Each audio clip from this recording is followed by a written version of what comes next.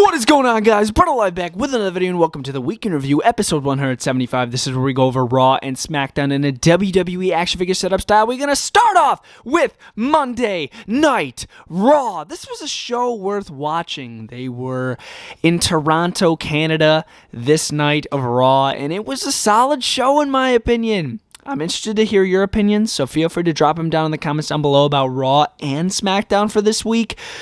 Again, Raw was decent, bro. Definitely worth watching. Some notable things happened on this show. I'm going to be talking about them right now, so let's jump in. Starting over here, we literally opened the show with Seth Rollins and Riddle beating the living snot out of each other before the show could even hit all of its pyro.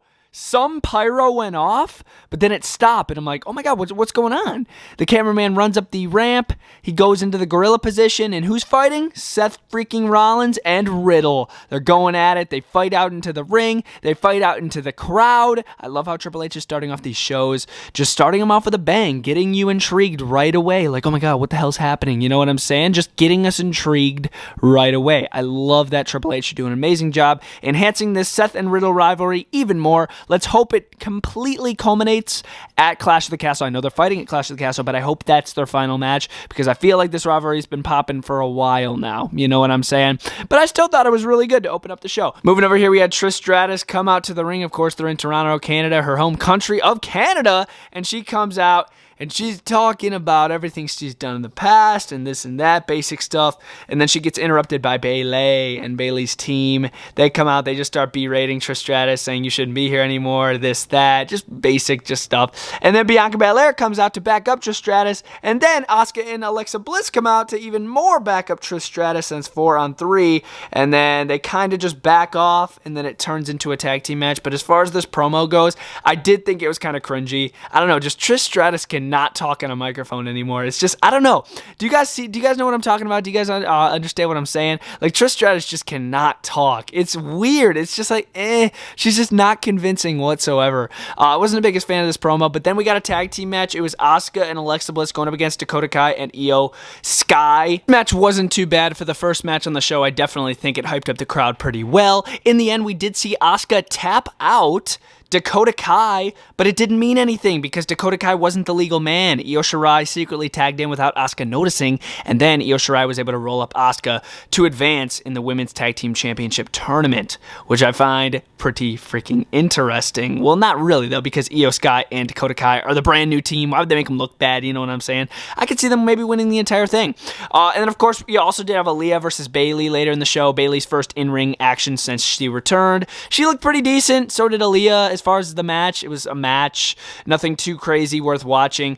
Bayley was able to pick up the victory by just jamming Aaliyah's head right into the mat. And that was about it for that. Moving over here, it was Dolph Ziggler versus Finn Balor. Of course, Dolph Ziggler last week going up against Austin Theory one-on-one. He was not able to win that match. He lost to Theory last week, but this week he went up against Finn Balor, and he lost again, which I found a little disappointing because, as you guys know, I'm a big Dolph Ziggler fan, and to see him lose again this week, I wasn't the biggest fan of. He's playing more of like the veteran face character, which I'm totally fine with. I like that, but he needs to win some matches. Finn Balor, I would say the leader of Judgment Day, took out Dolph Ziggler here tonight with the help of Rhea Ripley. She delivered a right hand while the referee was distracted, and then Finn Balor was able to pick up the victory after that. It was just okay. Moving over here, it was a Alpha Academy Open Challenge, and I'm like, okay, who's going to come out there and beat both Otis and Gable up here? Who's going to come out? Who is it going to be? Is it going to be a return, a tag team? Who is it going to be?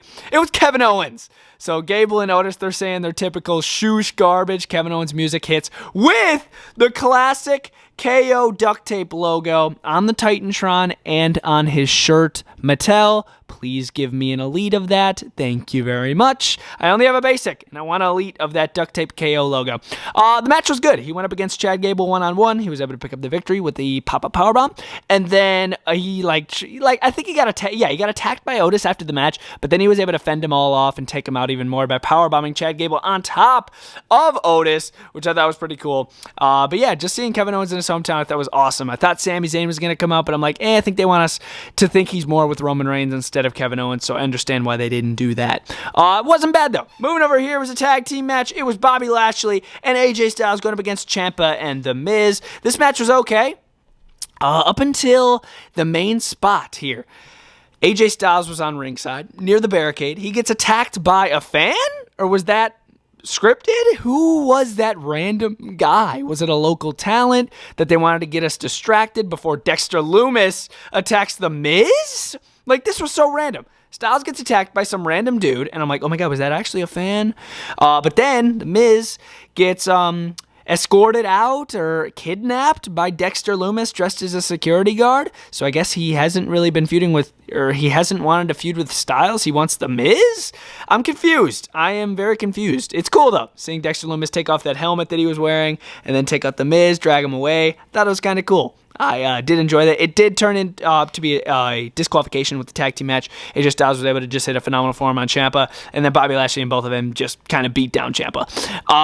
But yeah, I'm interested to see where it's going to go with Dexter Lumis. Did he kidnap The Miz? Does he have him hostage? I don't know. It ought to be interesting. Moving over here, Johnny Gargano. Johnny Gargano is back in WWE.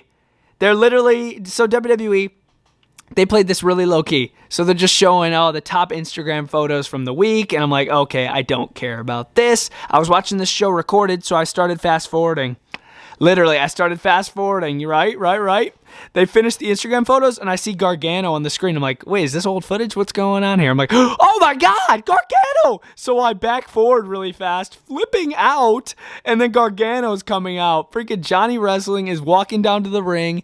He talks about how he's been off for 9 months, how he's back in WWE, dreams can't come true, he's after the United States title, all the titles in the business, and he wants to compete at WrestleMania. Theory came out, interrupted his old protege in The Way in NXT, the little group that they had going on with Dexter Lumis, who is also coming up here.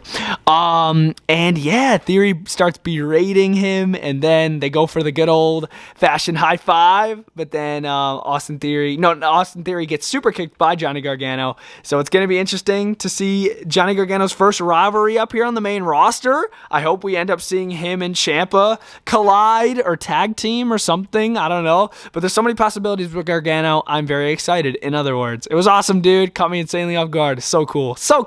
Moving over here, we had our main event, Edge versus Damien Priest in Edge's hometown of Toronto. He had Beth Phoenix on the other side of the barricade. She was on ringside, but she was on the other side of the barricade. And there was no members of Judgment Day out there. It was strictly Edge versus Damien Priest. Little cheating happened throughout the match. Damien Priest tried to introduce some chairs after the referee got knocked down. Edge used it to his advantage, using the pipe to do the little cross-face maneuver with the pipe. But then in the end, Edge was able to pick up the victory, man. Edge was able to pick up the victory over Damien Priest. I thought this was a really good match. I enjoyed it a lot. But then after the match, Rhea Ripley tried to get involved, and then Rhea Ripley couldn't stand it. She had not Rhea Ripley. Beth Phoenix. Beth Phoenix couldn't stand it. She had enough. She jumps the barricade with a chair and hops in the ring before they can do the concerto to Edge. And then she kind of stops him. She's like, no, this can't happen, no. And then I thought it was really cool how they were holding back Rhea Ripley. And Beth Phoenix has got the chair all super hyped up. I'm like, oh my god, this is awesome. Cool way to end the show. Overall, I enjoyed this episode of Monday Night Raw. As you can tell, I did take a lot of time on this show because I thought it was really decent. In the end, I'm going to give it a solid 4 out of 5. Yes, a 4 out of 5. I thought this was a really solid show.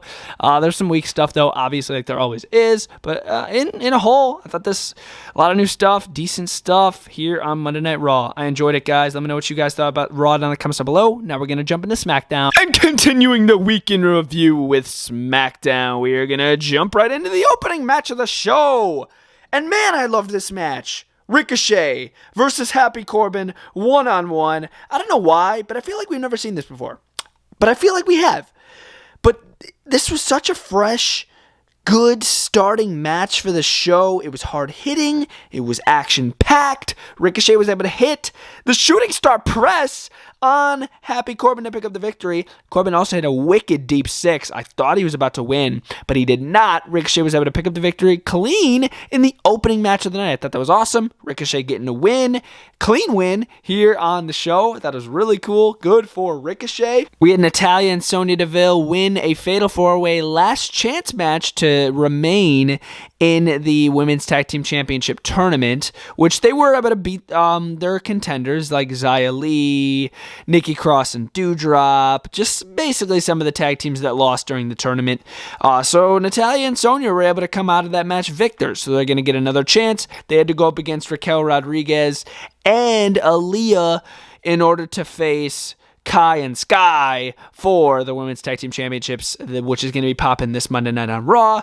This match between these two teams actually wasn't bad. I feel like Raquel Gonzalez was carrying most of the weight for Aaliyah, unfortunately, even though I think Aaliyah kicks butt, dude. I think she's really good. She's a Spitfire, man. I think it's pretty cool. But Raquel Rodriguez is definitely the powerhouse of the group, but I do like their tag team. I do think they have a chance against Kai and Sky, too. Believe it or not, I do think. I think Naomi and Sasha Banks could also be a factor in what happens there. We'll see. I don't know. But as far as this match goes, I'm pretty happy that Aaliyah and Raquel Rodriguez were able to pick up the victory. Moving over here, we had the sad day. It was the sad day. New Day. They came out. Xavier Woods in a wheelchair. Maybe talking about ending the New Day. But then they got interrupted by the Viking Idiots. The Viking Idiots came out and they're like, when prey is hurt or damaged, sometimes it need to be put down, because Xavier Woods was in a wheelchair. But then as they started rushing the ring and targeting Kofi Kingston, Xavier Woods got out of the wheelchair. He had 2 kendo sticks under like a blanket or something. And I was like, what the heck's under that blanket? 2 kendo sticks. And then he passes the one to Kofi Kingston. They just start laying haymakers on the Viking Idiots. And then they sort of just retreated. I would have liked to see them beat him down a little bit more, but they are the heels, so they're normally going to get the upper hand. But it wasn't bad. It was okay. It was kind of cool to see the New Day finally get the upper hand on the Viking Idiots. Moving over here. Oh, I loved this promo. This was so good. It was Sheamus and Gunther. Well, first, Sheamus and the Brawling Brutes were out there. They got interrupted by Gunther and Ludwig. Thought this was really good. They were talking smack, back and forth, how they're going to be beating the crap out of each other at Clash of the Castle for the IC title. I'm really excited for this, by the way.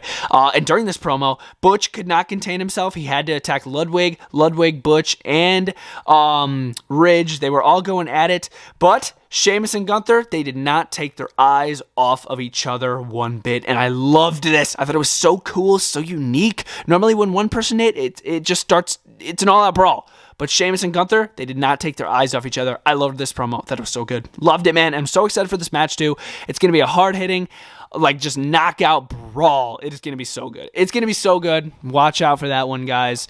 And then moving over here, we had the main event of the show. It was Sami Zayn going up against Drew McIntyre one-on-one. And obviously, Sami Zayn was not able to pick up the victory against Roman Reigns. The Usos even tried to help out Sami Zayn by distracting Drew McIntyre, but it was not enough. Drew was able to hit the Claymore on Sami Zayn to pick up the victory. But then after the match, the Usos jump Drew McIntyre. Drew McIntyre starts fighting back, but it's not enough after the Tribal Chief comes in. The Tribal Chief comes in, takes a couple hits, but in the end, it is 4-on-1. So the Usos, Sami Zayn, and Roman Reigns, the Bloodline, were able to overcome Drew McIntyre, beat him down with a steel chair, beat him down with steel stairs.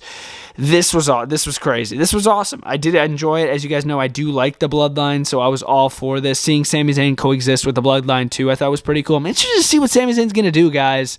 You know, Sami Zayn's like the odd link in this group. I'm interested to see what he is going to do after or with the Bloodline here. It's very interesting, in my opinion. But yeah, I thought it wasn't a bad way to end the show. A little repetitive with Roman Reigns on top, but I thought it was pretty decent. But yeah, guys, that was SmackDown Setup Style. This show was a little weaker than Raw this week. I'm probably going to give SmackDown a 2 out of 5 this week. I thought it was pretty weak. There was some decent stuff, don't get me wrong. I love the Gunther and Sheamus promo. But as far as everything else, it was alright, you know. SmackDown, not too bad. Raw definitely wins this week, though. Let me know your ratings down in the comments down below. I'll see you guys next time. BrettO Live, the top guy, out.